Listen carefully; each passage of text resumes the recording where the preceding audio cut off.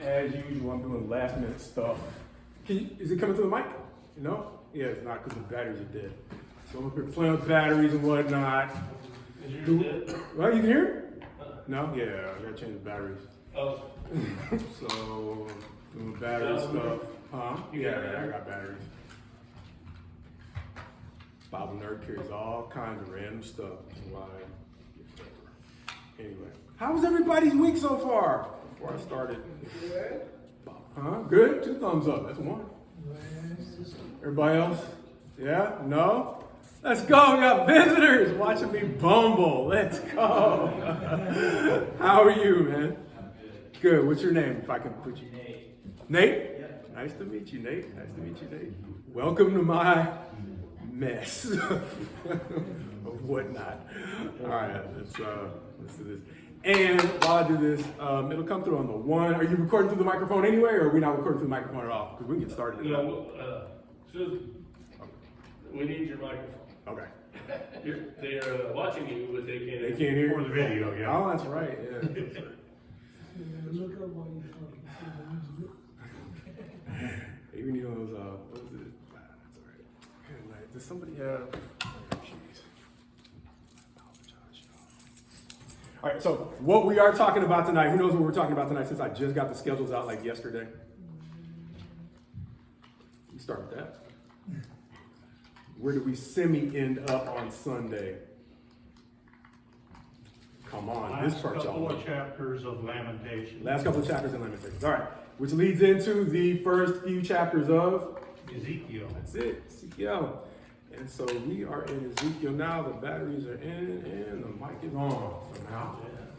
Everybody should be able to hear. Apologize for the delay as we just got caught up to speed on being in the book of Ezekiel. So first question really is for you all. What's your preference? You want to talk about the end of Lamentations? Are there any questions that came up? Or do you just want to go ahead and get started with Ezekiel?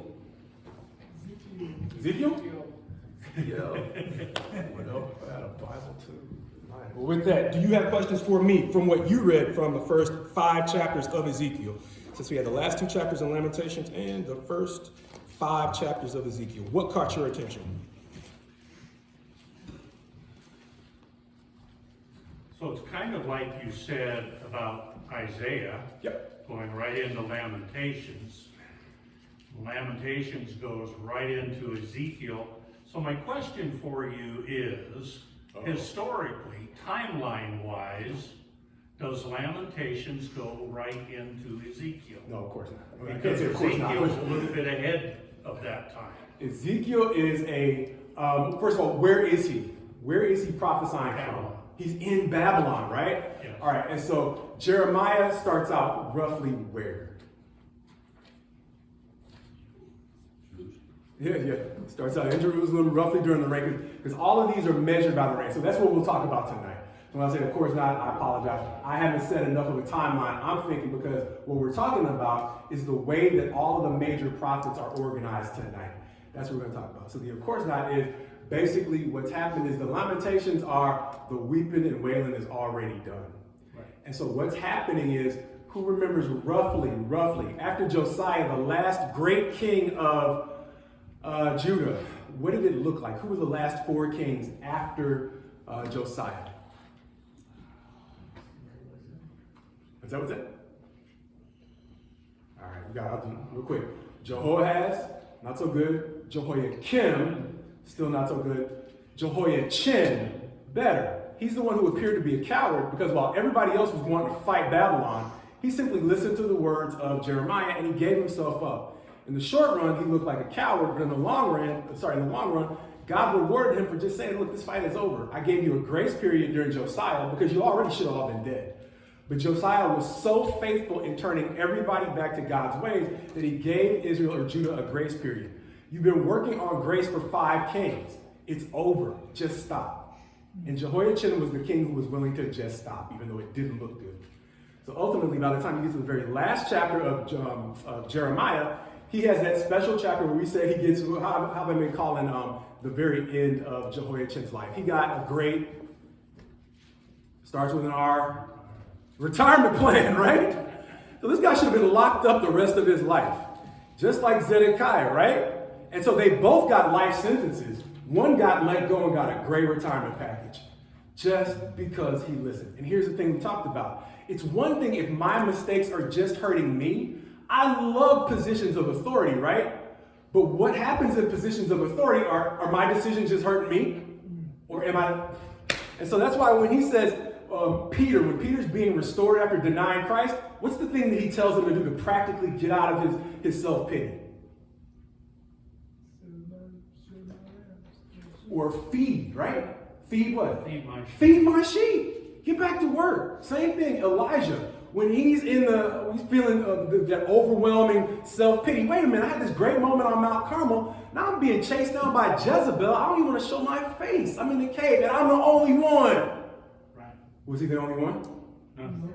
7,000? 7,000 others that he didn't know anything about because he's stuck in the cave, right? But what did God do? He said, oh, you did such a good job. You're being treated so unfair. What did he tell him? Since you're so tired, go anoint your replacement. Ever heard of Elisha? Yeah. That's when he gets the word to go anoint Elisha. You're right, it is heavy. It's too heavy for you. I'm not going to put too much more on you. Just know that there is a future. You got somebody who's willing to help you. Now, since you're being chased, guess what? I got somebody else for you to anoint. Jehu. He's real good at killing, right? And so you don't have to be chased for very much longer because I want you to anoint the next king and I want you to anoint your replacement and realize, just get back to work and it'll be okay. All right? What's the practical lesson for us? Sometimes when we're going through it, we do need some encouragement, but we also need something practical to do that helps us get out of the self-pity sometimes. And it's easy for me to call it self-pity because those stories have gotten through my moments of woe is me. And so now I'm at a place where I just love those stories, right? That's why my mind goes there. And so now you're looking at a period of time where we're going into Ezekiel, where out of all the prophets, as bad as Jeremiah had it, Ezekiel's going to seem to have it a whole lot worse. And it's not necessarily persecution. Sometimes the difficulty is going to come because you are actually the living illustration. This is one of those chapters when I used to write, when we used to read it when I was early on in my ministry. You know, sometimes you might just be better than me. Sometimes I get mad at God. I saw one of the things he put Ezekiel through. I was like, that's not okay. But you have to go to God with some reverence. And so you want to be honest. I want to pretend like, oh, God, I think you're great. Why'd you do that to him? You just ask with respect, and then sometimes he helps you understand why, right? So that's what's going to happen. Ezekiel's going to really be going through it. And so one of the things we want to look at, okay, let me take a step back to answer your question, is this book is set during the reign of Jehoiachin, the king who gave up. He was the last king in the line of Josiah, or really the last king, in the line of Josiah. Because under Jeremiah, God makes a prophecy, I'm so sick of your line, they're done. And so what he does is he makes his uncle Zedekiah king after that. I think it's either uncle or cousin. And so that's how he does it. He ends Josiah's line without ending David's line. So there are times, like I said, you have to read the fine print, right? And God willing, you have God reading the fine print for you. Because you don't want to assume too much into God's promise. He promised that there would be a king out of the line of David, but David had a lot of different branches, right? And it didn't have to be that one branch. So he gets rid of that one branch and he gives one last opportunity to Zedekiah, I think it's either uncle or cousin. So Zedekiah is the one who came through after Jehoiachin, but if we turn to the very first section of Ezekiel, whoever wants to read so I can stop talking, verses 1 through 3. And it comes to pass in the 13th year, in the 4th month, in the 5th of the month, and I am in the midst of removed by the river Chebar. The heavens have been opened, and I see visions of God. In the 5th of the month is the 5th year of the removal of the king Jehoiachin. Hath the word of Jehovah certainly been unto Ezekiel, son of Buzi, the priest, in the land of the Chaldeans by the river Chebar, and there is on him there a hand of Jehovah. There it is. Okay, what do you see in those first 3 verses? What do you see in those first 3 verses? It's not fair because I've been reading them over and over, listening to them over and over. But what do you see? What catches your attention in those first 3 verses?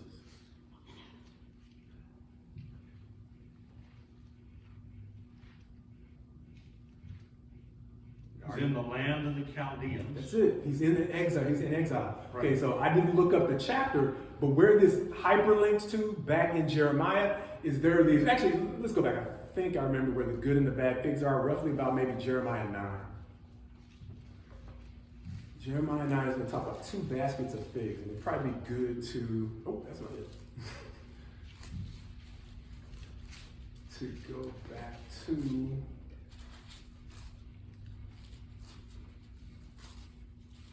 there to get some context. Sure, 24, that's close to 9, right? Jeremiah 24. Whoever wants, it's a short chapter. If you want to read all 10 verses, Sometimes, and this is another illustration of, sometimes when bad things happen to us, having bad things happen to us first isn't always a bad thing. And this chapter might help us understand why. Go ahead, whoever wants to read chapter 24. After Nebuchadnezzar, king of Babylon, had carried away captive Jehoiada, the son of Jehoiakim, king of Judah, and the officials of Judah with the craftsmen and smiths from Jerusalem, and had brought them to Babylon, the Lord showed me, behold, 2 baskets of figs set before the temple of the Lord. One basket had very good figs, like the first ripe figs, and the other basket had very bad figs, which could not be eaten due to rottenness. Then the Lord said to me, what do you see, Jeremiah? And I said, figs, the good figs, very good, and the bad figs, very bad, which cannot be eaten due to rottenness.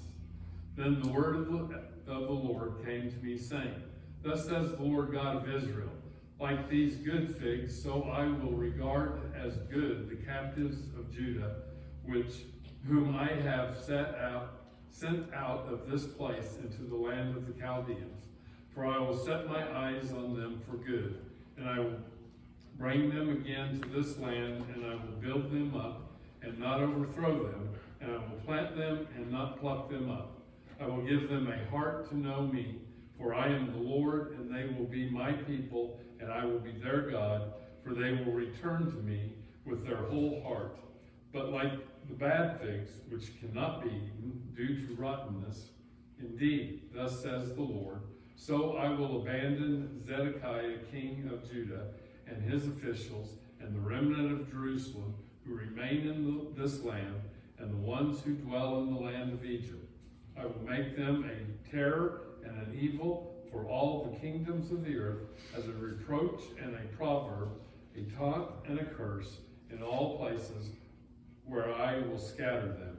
I will send the sword, the famine, and the pestilence upon them until they are destroyed from the land which I gave to them and their forefathers. All right, so what do you see there? What do you see? You got 2 baskets of figs. Who ultimately... Excuse me. What was he reading? He was reading chapter 24 in Jeremiah. Oh. We were in his new people. Well, we're going to be again here in just a minute. Yeah, I know. Wish you could stay organized. You gotta do it better. I can't hear you. I know, my fault. Somebody just... 24, okay. You know, yeah. All right, 24. So with that, what did you see? What did you see? What did you see? Who ends up faring better in the end? We're talking about long-term investment. Long-term investment, where you want to be. You want to be deported or you want to stay? Deported. You want to be deported, right? Okay. What's going to happen if you stay? Bad things. Bad things are going to be bad things, right? Right? And so it looks bad on the front end because you're getting deported. Oh, these are the ones who got captured. They gave up. They're the cowards. Boo. But sometimes God, it's almost like, I don't want to say it again, but by the time we get to the Revelation, Barry's talked about there are going to be 2 harvests. By the time you get around the chapter, I'm not going to guess again, but toward the end, there are 2 harvests. And the first, a lot of times people will say these harvests, this is the dying. That first harvest is just a harvest. But the second harvest is a very famous harvest. It's the harvest of the grapes of wrath. And so the folks who get taken first may seem like they're not doing so good, but this is, like we said, this is a picture of things that are going to happen again. And so there are times when the first harvest is things like, oh, those are the unfortunate ones. Maybe not. Maybe not. Because the Revelation paints a very similar picture to what we see here. So bottom line is, how long did Jesus live? 33 years. Roughly 33 years. Oh, he must have sinned so much. No, right? What about, you remember back in every now and again we talk about Enoch. Enoch. Who remembers why Enoch was distinguished? Way back when, He had a grandson, I think, by the name of Methuselah. Who was Methuselah? Why was he distinguished? Longest living. Lived almost 1,000 years. Poor Enoch. How long did Enoch live? About, how many days we have in a year? About 365. I think he lived exactly 365 years. Why was Enoch so unfortunate to only live 365 years when a lot of people were living 800, 900,000 years old? He was taken. He didn't die. He never died. And it literally says Enoch walked with God and he was no more because he pleased him. And so it's not always the length of life. It's not always the ones who were taken early that are, I told you a story before, mom's not here right now, but one of my mom's best friends was the youngest sister in a group of sisters. All distinguished women, distinguished women. She was an amazing person. Outset, before I was preacher Marcus, you're like, why in the world would he take her? Sometimes he just takes people who are ready. I say it sometimes. Not everybody ripens at the same time. Not everybody ripens at the same time. Jesus didn't have to suffer for 34 or 35 years to prove his point. Go ahead. And when they said you had your whole life, and you know that was your whole life. Amen. My baby sister, she was only 2.5. But even at 2.5, the things that she did, the example she gave was in the life she touched, is unbelievable. Yeah. It's like a movie someone had written. Saying, right? You never know. It's not quantity. It's easy to say it's a cliche, but some of those cliches become cliches for a reason because there's some truth behind them. It's the quality of what I'm doing, God willing, with the time that I've got. And so that's a lesson we're seeing here in Jeremiah that points forward to the Revelation as well. The first harvest is not the unfortunate harvest.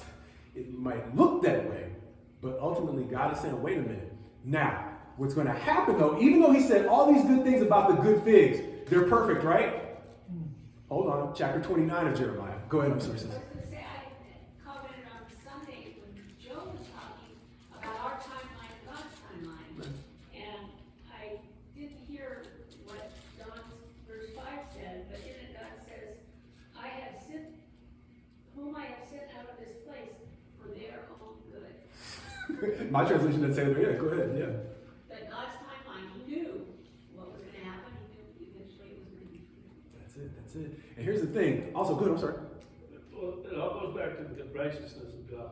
Yeah. We don't see what he sees. Mm-hmm. I mean, he does things I don't understand, but you got to be okay with that because he's the righteous God. He's the all-knowing God. Man, it's hard to wait, isn't it? Hard to wait without understanding, isn't it? And okay, wait a minute. And here's the thing. Okay, now imagine yourself as Jeremiah. You know, you're given the prophecy. You know the good things are gone. Where are you? So now, like, well, wait a minute, God. Right? And so imagine that. And so God, like I said, God does not give out jerseys to the quote-unquote saved and unsaved. There's no good guys and bad guys. It's not like Sunday football. I was watching a hockey game on a little treadmill and whatnot. Your team ain't wearing a jersey. I apologize to break the news to you. And so sometimes there are times in life where you are going to know that the good side is somewhere you ain't, and you're still going to, don't run, because your ministry is going to be right where he puts you. Wow. And so it's praying for discernment and understanding. It's like our brother said, wherever you're planted. Because I can get too fixed to a place and be like, oh no, holiness is clearly in this place. No, it's not clearly in this place because the exiles, they weren't even perfect, even though they were the choice remnant. At least the foundation of it. Chapter 29, how do we know? How do we know they had problems too? Really, the context is in chapter 28. Because what's going to happen is they're going to be stuck on this concept here. I don't talk about it very often, but one of the reasons why it's so important for us to understand that Barry talked about it for a while, and then it's just a thing in life. Humility is just a thing. It's just difficult, right? Because I can't remember who said it, but because once you, I can't remember. I'm gonna butcher the quote. Once you think you got it, you don't. I don't know. You prove that you're not humble, right? It's one of those things where, anyway, it's so important beyond just the superficial. It just looks bad to be proud of it. It's the key to understanding so much, right? Without humility, and this is one of the things one of my early teachers taught me, you can't teach a proud man anything, right? Or a proud person anything. It's an illustration I used to use or stole from the new Karate Kid, the newer Karate Kid movie, where I think it was Jackie Chan was teaching whatever Will Smith's son, whatever his name is. What's it? Jaden Smith? All right, he's teaching Jaden Smith. You want me to teach you to fight bullies, in my paraphrase, but I can't teach you anything. You're trying to tell me what you learned from this person and from that person and from that person, and you're still getting beat up. So at some point, I need you to, as an illustration, you got to empty your cup. If you want to learn effectively, you have to be able to empty your cup to have everything that a good counselor, a good teacher, or whoever else, the best Jesus, is going to teach you. And so what's happening is, in a period where we have to realize that they're becoming stuck because they are not letting go of the fact that they think that because they are Israel, they are God's chosen. And it has nothing to do with the changes that he is calling them to make as a people. Stop and pause. You know I'm not talking about Israel. You know I'm not talking about Israel. Right? Thank you. And so when we get stuck in places where we believe that because we're either in the church or we're in the U.S. and we have the privilege of worshiping in certain, he's talking to us. Why do you think the book literally says, if he wrote down everything that just Jesus did that was worth writing, you could not keep it in the, see, we got a nice library back there, right? He said all the libraries of the earth would not be able, but these things have been written so that we get it. And so these are the things he's writing for all kinds of nations. And the reason why we ended up Jeremiah the way that we did was I asked the question in one of them, okay, hey, Barry, tell me, who's Babylon? We got no argument about that. We don't argue, but we got no disagreement about it. We have completely different ideas as to who Babylon is. Doesn't matter. It probably doesn't. I don't think so. Because one, it's guesswork. Two, it doesn't matter. He treats everybody the same. So whoever Babylon is, if you're living in a place that's doing the same stuff Babylon did, you're going to get a pass? Good luck with that. Good luck with that. Here's the thing. Who were the people who were described as God's chosen people? Say that again. Who's described as God's chosen people? He only got one. Abraham's children. Abraham, to us, as engrafted branches. But by biology, who was it? It was Israel, the Jewish people. They're describing themselves. That's not us. You know, every time it says Gentiles in here, who's that? Us. Right? And so here's the thing. If he treated his chosen this way, sometimes we get locked into the belief system that because we are Paul literally writes it, we are the engrafted branches, Romans 11. Romans 11. We are guests in this house that is called the nation, or the brand, what is it? Or whatever, family of God, we'll call it that way. We're guests. We're adopted children. They're the natural children. And he says in chapter 11, we're invited in to make the natural kids jealous. Why? Because they're acting foolish. And so as Christians, we're supposed to display a level of character and a relationship and an understanding of what's going on with God that hopefully draws Israel back to God. Because that's literally what Paul says is happening. We're supposed to display, like when we finally get to Ezekiel, and I'll stop preambling everything, there are these amazing lights that surround the presence of God that really go back to when he's talking about in Isaiah. What's the purpose of Israel? Just so they can be special? No, they're a light to the Gentiles. They're a light to us. They're just supposed to show us in terms of character and relationship to God what these words actually look like lived out. And then that's why Jesus was brought forth out of them so that he could give us the perfect example of what it looks like. To go beyond being told what to do, to naturally just be decent to other people, just because, I don't know, it's still part of your nature. We haven't been corrupted by what it's like to have to respond to a world that's unkind, that's just difficult to deal with, it's hard to trust, right? And that's the thing. It's one of the reasons why forgiveness is so important, because he understands the environment that we're functioning in, right? You can't use the college students as an example from time to time, because once I got a chance to get to know some of the students over at WSU even, I just noticed how once the great thing about you guys' age group is so many different things, okay? But the bottom line is once you all get out of the hard exteriors that you have to deal with, Like, we come from a generation where courtesy was just more normal, right? You show courtesy now, and y'all are considered weird, right? People don't necessarily just, you're just nice. And the reason I know is because we had one of our AIM students who came back from her mission term at the Ukraine, and she said that was one of the things. It was used to be the Ukraine, or former Soviet bloc nations, where God was basically driven out of the country, or the culture, where if you're just nice to people, that's considered to be odd, right? But now that's us too. And that's one of the things I realized coming back from the mission field in the generation gap, is you all don't have the luxury to just be nice to people and not be considered gullible. But once you break down that wall, that age group has a tremendous capacity for what you're seeing with this young man and all of the baptisms that are coming out of him. That's why you're seeing, in my opinion, all of those baptisms. Because once you break down that wall of hostility, then you have kids who are really willing to listen, right? And are really not just willing to listen, but to do the kinds of things that Jesus says.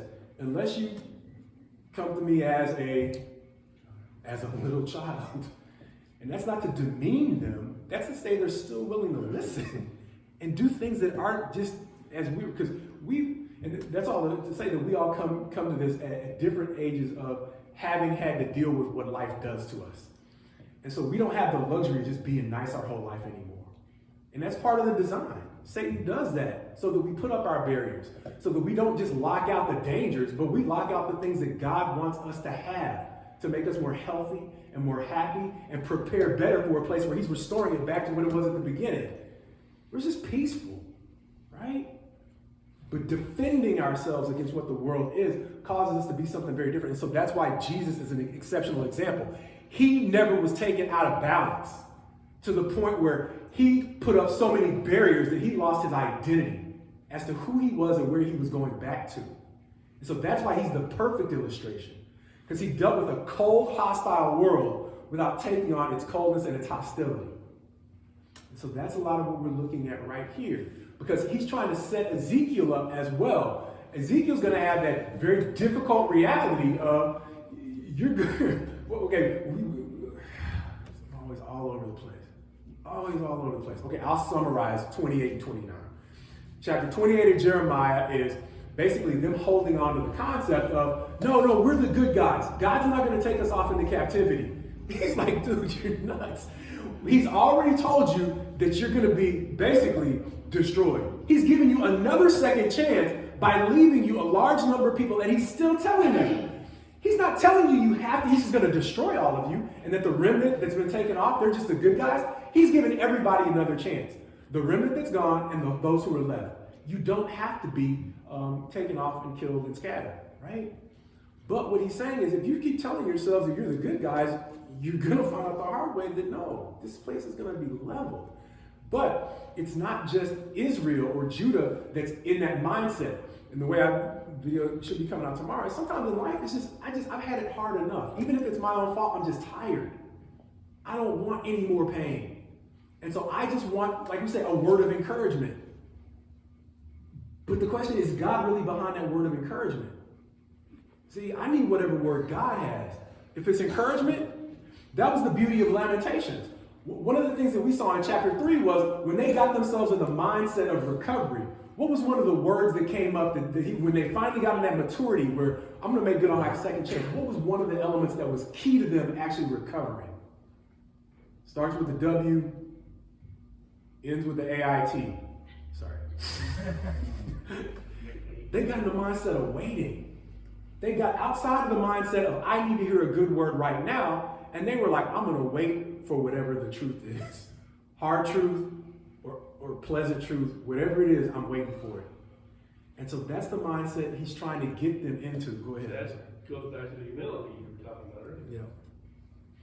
Got to be able to be humble enough to say, if I just don't know the end of where this ends up, I just don't know. Sometimes it's humility, sometimes Mom corrected me in small groups, sometimes it's just heartache, right? Sometimes it just hurts to wait any longer, right? So it's just a mess of emotions. It's a mess of emotions that make it difficult to wait. But that's when Lamentations actually seemed to turn the corner, when they were willing to wait. Go ahead, I'm sorry. Okay, we get towards the end of Lamentations 5:7. Our fathers sinned and are no more, It is we who have borne their iniquities. I got all over them in the last Lamentations lesson. Go ahead, I'm sorry. And then we get into Ezekiel, Right. and he says, chapter 5, verse 4, and because of all your abominations I will do among you what I have not done, and the like of which I will never do again. Yeah. It was their own sin that they were responsible for, but of course they were trying to blame it on their father. Anyway, I'm not even going there, but yes, you're right. Yeah, that's it. And that's just not enough time. How much time do I have, brother? 8 minutes. Okay. Yeah, we need another class period. There's so many different directions I want to go, but just to give you just kind of a summary of all the stuff I skipped out on. 28 is him talking to those who have been left in Israel, saying you need to stop what God has said. You've seen he's already fulfilled about half of it. This second chance is not anything other than a second chance. His promise to keep you here has everything to do with you deciding to change. And if you don't change, don't expect him to, right? But and this is what we said in Isaiah, we will not be saved on our own terms. And that is, this lesson goes all the way back. This is why I love Bible Project, because they said that this theme goes from Babylon, which is a major character right now, all the way back to Babylon of old, or at the Tower of Babel, all the way to the fruit, pulling the fruit off the tree. That's why can't blame the sisters, can't blame Eve, because he's saying the same sin you see out of Eve and Adam in the garden is the same sin you're seeing here. It is me trying to redefine the terms of salvation. I've suffered enough. Go ahead. What jumps out is chapter 29, verse 13. Go ahead. And ye shall seek me and find me when Yeah. ye shall search me for me with all your heart. All right, and what's the context here? Who's he writing to here? If anybody has subject headings in verse 1? The first letter to the exiles. He's writing to the exiles. And so what's happening is his choice remnant has been taken away so that he can start the nation over, but they've got a whole new crop of false prophets that are popping up in the promised land. And that's the context for Ezekiel. Ezekiel's like, I'm sending you to the exiles. These are the quote-unquote good guys. But that's why the good guys don't put on jerseys. See, we put God in a box because sometimes if he does everything he would do to clean house, there'd be... Thank you. And that's what he told Jeremiah. He's like, you want me to take care of the wicked, all the people who are plotting against you? But you need to look at home. He's like, you would be shocked if I told you everybody who was actually in on the conspiracy, right? And that's the thing. When he gives the parable of the wheat and the tares, when his servants say, do you want me to go pull up the weeds now? He's like, no, because if he pulls up the weeds now, what'll happen? You don't know how close it's rooted to you. And in weeding out the garden, you don't understand how close you just don't get it, right? We don't get it, right? That's the thing. And so that's what's happening here. If he got rid of everybody, there might have been 5 people exiled, right? But he's giving everybody a second chance, and he's showing them all over again how it sprouts up again. And that's the difficulty Ezekiel's going to have to face. And so just to make a long story short, who made sense of that first chapter of Ezekiel? What's he talking about?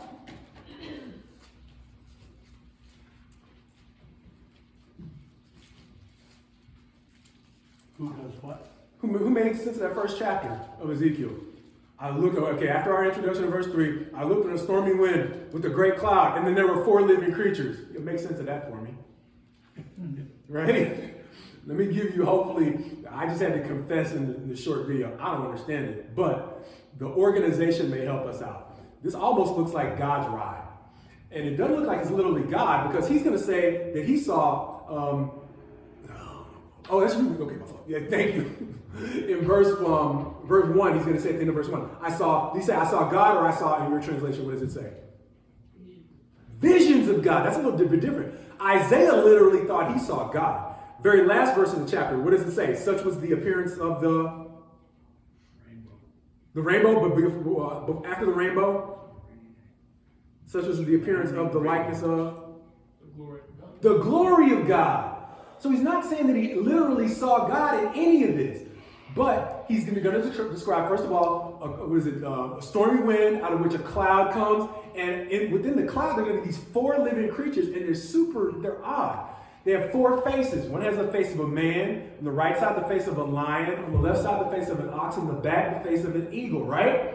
They're going to have 4 wings, as opposed to Isaiah's vision where he sees the seraphim flying above God. These 4 living creatures are going to be seen to be carrying something as their wings are outstretched, touching one another, right? Forming what seems to be a box. There's going to be called an expanse that's over their head.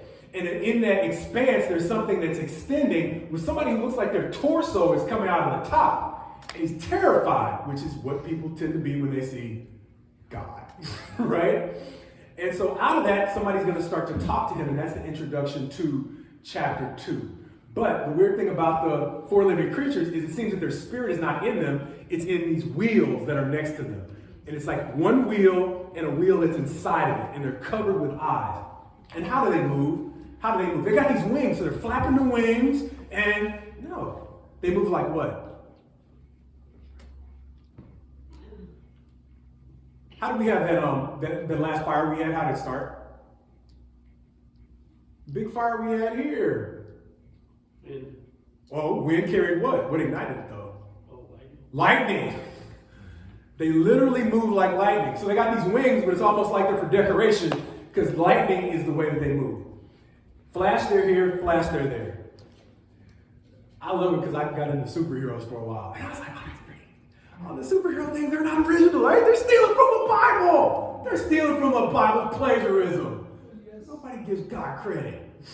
So that's the way they move. And so he was terrified. And so that's how it's organized. So basically, verse 4 through 14 is going to describe the living creatures. Verse 15 through 21 is going to describe the wheels that seem to house their spirits. Verses 22 through 25 are going to describe the expanse that's over their heads. And verses 26 through 28, roughly the end of the chapter, are going to describe the way that it seems the appearance of God is seated above what may be the cherubim, may not be the cherubim, but it's the 4 living creatures, right? Because we're going to see them again in the Revelation or something similar to them in the Revelation. A hack for understanding the distinction between these creatures is the number of wings. So sometimes you're going to see seraphim, they're going to seem like they're described like cherubim, but the number of wings is going to be one thing that helps you distinguish between what kind of living creatures you're dealing with. Because you're going to have cherubim, you're going to have seraphim, and you're going to have living creatures. And it's not clear. Sometimes it seems like the cherubim may sound like the living creatures, but they're not necessarily the same. Like I said, I don't understand it, but that's how the chapter is organized. Now, to hopefully give you a practical point, why would he start out with this kind of vision to a prophet? Who cares? Why couldn't he just talk to him? Like talk to Jeremiah. Words. Start with words. Why not? Go ahead. Because he needs to be impressed with the power, the presence of God. Why? Because God's a bully? No, because what he's going to do is going to be a very difficult thing. That's pretty much it. Chapter 2. And since we probably won't read much of it again, verse 1, I'll read it real quick if I got time. I started with verse 1, but I'll skip. And he said to me, Son of man, stand on your feet, and I will speak with you. And as he spoke to me, the Spirit entered into me and set me on my feet, and I heard him speaking to me. And he said to me, Son of man, I send you to the people of Israel, to nations of rebels who have rebelled against me. They and their fathers have transgressed against me to this very day. The descendants also are impudent and stubborn. I send you to them, and you shall say to them, Thus says the Lord God. And whether they hear or refuse to hear, for they are a rebellious house, they will know that a prophet has been among them. And you, son of man, be not afraid of them, nor be afraid of their words. Though briars and thorns are with you, and you sit on scorpions, be not afraid of their words, nor be dismayed at their looks, for they are a rebellious house. And you shall speak my words to them, whether they hear or refuse to hear, for they are a rebellious house. Verse 8, here's the danger for Ezekiel. But you, son of man, hear what I say to you. Be not rebellious like the rebellious house. Open your mouth and eat what I give you. Why is he starts off with, he's telling them, tell Isaiah to say this.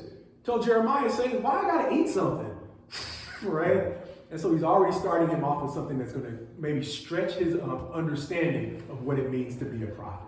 There's so much more to talk about, but he needs to be scared because he's doing a scary job, right? He needs to, for a long time. And he needs to understand that there's something more powerful than the intimidation that he is about to face. I can't say that's why he starts him out like that in chapter 1, but he has a very difficult job that starts out with the obvious difficulties very quickly. And so God hopefully is showing himself in a way that will encourage him, don't be intimidated. If you don't see me, you still know who I am, right? All right, same lesson for us. We don't always get to see God, but sometimes he's going to show us, he's going to deliver us from some things. And the enemy is going to want us to forget the times that God has delivered us. And so we may not see him on a chariot or above the cherubim, but never forget the times he's bailed you out of things that you didn't think you would get out of. Because that's going to be important going forward, because you're not done dealing with scary things, right? All right. Shut up. Sorry. All right, y'all.